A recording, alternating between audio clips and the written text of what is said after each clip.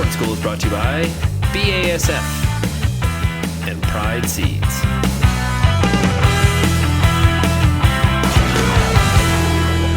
Bern Tobin here for RealAgriculture.com, joined by Ken Currah, market agronomist for Pride Seeds. Sir, well, welcome to another beautiful spring day. Yeah, it's a typical late March day where you get a little hint of a cold fall day almost, and a little hint of the remains of winter and not quite warm enough for spring. Well, it's raining outside now. We've taken some cover, but hey, let's talk a little bit about this season.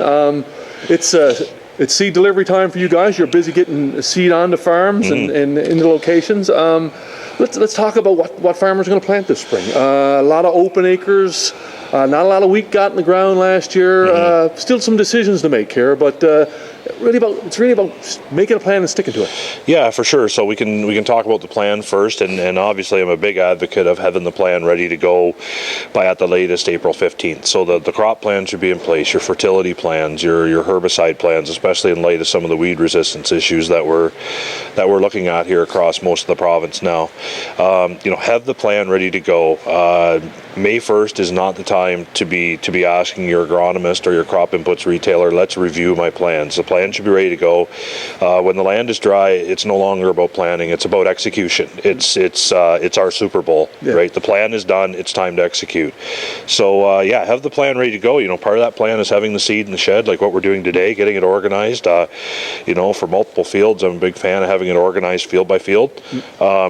Review your seeds. If you happen to have certain seeds that maybe different bag weight or density that you are not familiar with a new planter setup, for instance, or maybe you've retrofitted your planter with some of the aftermarket parts.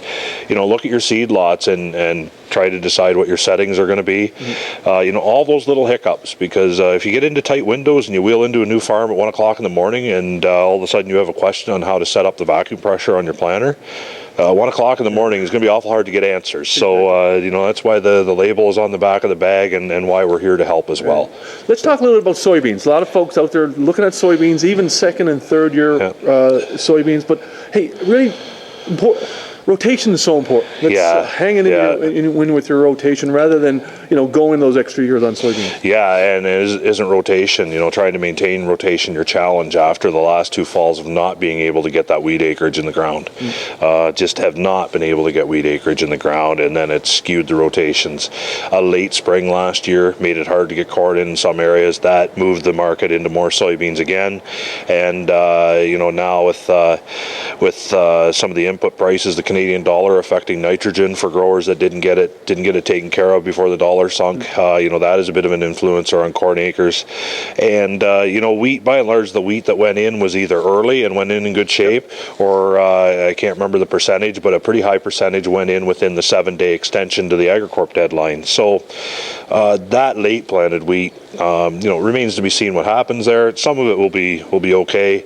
And as Peter Johnson is absolutely right. A poor-looking wheat crop can be well managed to get it to a pretty decent crop versus abandoning it. So we certainly want to try to hold those acres in rotation. Looking at 3 million acres or more of soybeans in the province, that again is a challenge the second year in a row. That's been well documented.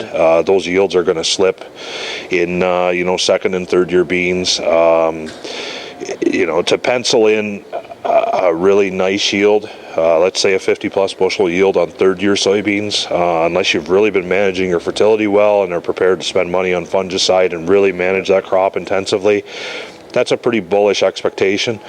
A lot can go wrong on soybean yields in a hurry when you get into those consecutive years. So there's endless solid research proving the benefits of rotation, and I really encourage growers that if we get corn planting underway and in a reasonable time on the calendar to really push those corn acres and look at the whole farm plan and make sure that on the assumption we get a good run at fall cereal planting with the winter wheat this fall, we can get these rotations back in place. As the benefits are proven endlessly by the research of OMAFRA and our third-party researchers. Hey, it looks like these fields are clearing off pretty good. Yeah. We'll get ready to go in a hurry if it warms up. A beautiful meltdown after basically the London Farm Show, because all the talk at the London Farm Show was about coldest February on record, or one of, and in some areas, and a thick blanket of snow, but it wasn't really a dense blanket of snow, and a perfect meltdown. Tiles are running, even though it cooled off and the melt slowed down, the ditch water is still running, the tiles are running, like I said, and certainly in this area south of Kitchener and down into the Niagara, there's not a lot of snow around. There's a little bit more around north of London, and my understanding that there's more snow yet east of Toronto and up into the Ottawa Valley. But by and large, I say last year that we were delayed not because of snowbanks in the field, we were delayed because of rainfall at the end of April and early May. So the point again, be ready to go, because driving around right now, there's no reason not to expect with if we don't have rainfall and things dry off, the April window is going to be there, and we need to be ready. Yeah, and you said about corn, fine-tune those nitrogen. Yeah, we've talked about nitrogen. There's been a lot of talk on nitrogen management this winter at the winter meeting circuit from all different parties, from guest speakers from the States, our extension people, agronomists such as myself, and nitrogen is such a critical part of the corn crop budget, and managing that effectively to really get utilization, get it up into the plant. With some growers will be looking at higher nitrogen prices depending on what form they buy and when they buy it.